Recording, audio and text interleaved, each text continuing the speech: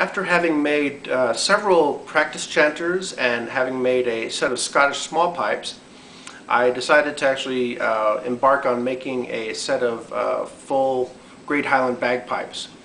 The biggest hurdle so far that I have found is in the fact that a full chanter's bore is conical in shape, as opposed to like a practice chanter or a set of Scottish small pipes where the bore is cylindrical.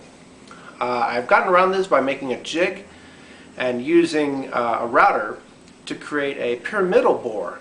The pyramid is a very tight pyramid, as you can see in this first prototype.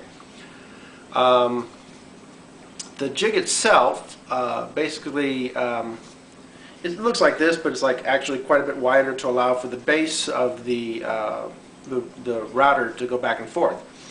So the router will go back and forth and plow out basically half of a pyramid, and the jig itself is inclined a little bit above the wood. So as the router goes up the wood, it gets further and further away from basically the wood that you're making the half pyramid out of. So what I've found that I have to dial in is the actual pitch, so that when I'm done, it creates a square cross section all the way up. The way I decided on what this square would be is I took the regular chanter, measured the hole at the bottom, and using pi r squared and a squared and made them equal, I found out what the side of a square should be. So in this one, it did turn out to, I was able to get a square bottom, but at the expense of creating a rectangular top. This top should have been also square. So by forcing the bottom to be a square, the top became a rectangle. And the sound on this one is just dreadful. It's horrible. Mainly because I believe the volume increases so quickly at the beginning that the shrillness of the reed can't not be channeled into a proper tone. The second prototype I made, I was able to keep it as a square basically all the way up. I drilled the holes to create a scale. Basically this one, it sounds horrible. It doesn't sound as bad because of the actual increase of the bore is much cleaner. The pitches are pretty far off though. I thought I had them accurate, but the top hand turned out to be very flat. On my third prototype, I realized the reason for this was that the actual holes at the top, the thickness of the hole before it reaches the vertical bore is quite deep, and this in itself created a much flatter tone. I didn't actually pursue this one any further. I went on to my third prototype.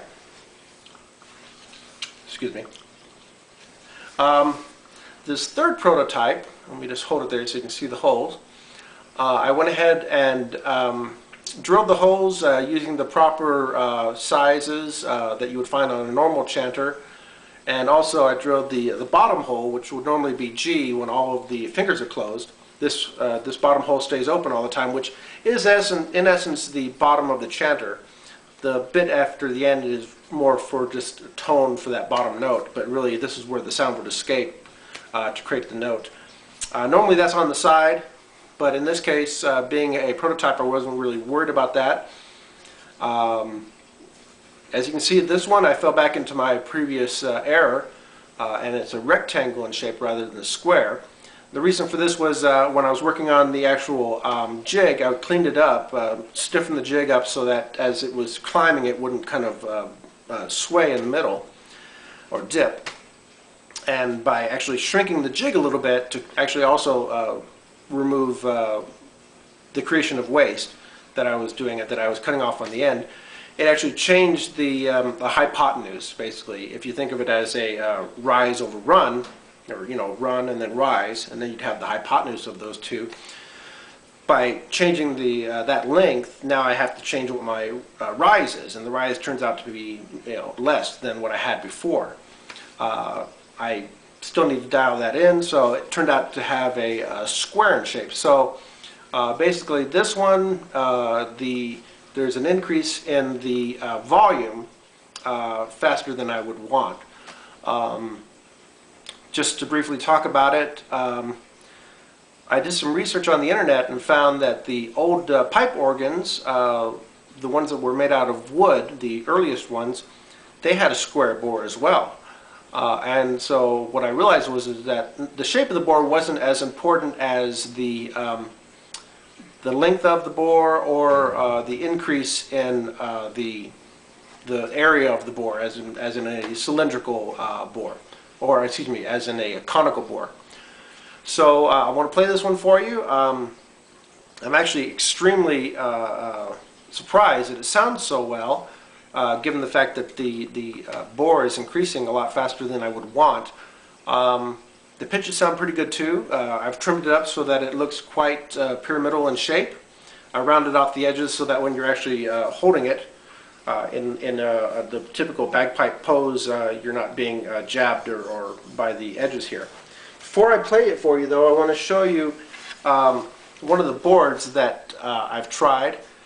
In this case, what happened was, and I'm not going to pursue this one any further, what happened in this case was the actual height, the board I used for a height, I did one, roughed it out, and then moved the jig over, and then the board itself that I used to make the thickness for the rise, I didn't exactly remember where I had it. So what happened was is that when I put it back in, I had to kind of guess where it was the first time, because it's a board, and depending on where it is, it creates a different rise.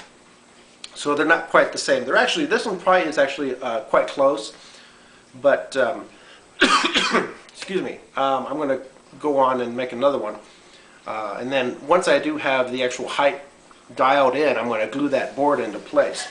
So what I'm going to do is I'll play this one for you a little bit.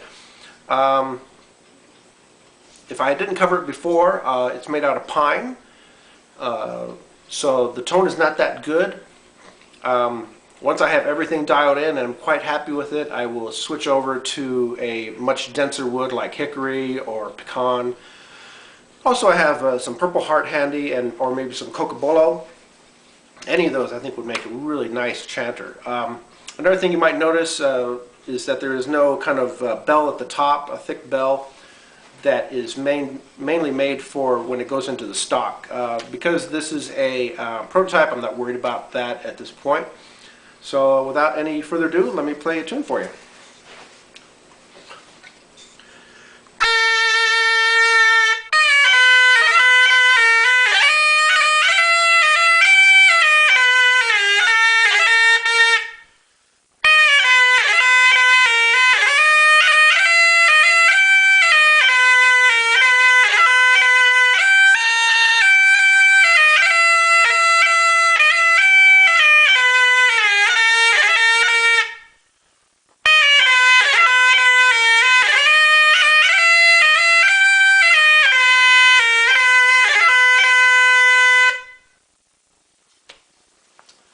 Well, as I progress further on making this bagpipe, I will post more videos concerning it, and I hope you enjoyed checking out what I'm making.